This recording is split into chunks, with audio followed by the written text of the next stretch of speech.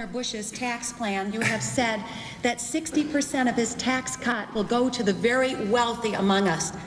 On Meet the Press yesterday, I happened to be watching, I know Tim Russert is going to pay me at the end of the program for plugging that, but your chief supporter, Representative Lindsey Graham, agreed that you are playing a class warfare game, that you are pitting rich against poor, something the Republican Party does not like to do.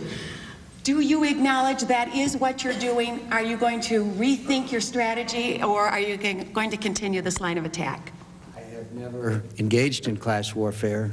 I am very much in favor of tax cuts for middle-income and lower-income Americans. I'm deeply concerned about a kind of class warfare that's going on right now.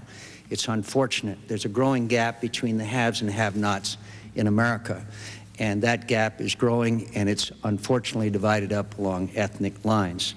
I feel very strongly that we ought to have middle-income and lower-income taxes, and we'll be getting into it, I'm sure, later on in this program. Mine are basically comparable to Governor Bush's, in some cases far better. But I'm not sure we need to give 2/3 of that tax cut, of that money, to the wealthiest 10% of America. And that's what Tax Notes, a well-respected tax journalist, says is the case this morning. But more importantly, there's a fundamental difference here.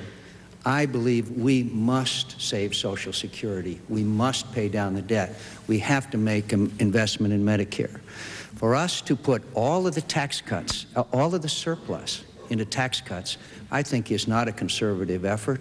I think it's a mistake. I think we should put that money into allowing Americans to be sure that their Social Security system will be there when they retire, that Medicare is helped, and most of all, let's pay down that $5.6 trillion debt we've laid on future generations of Americans.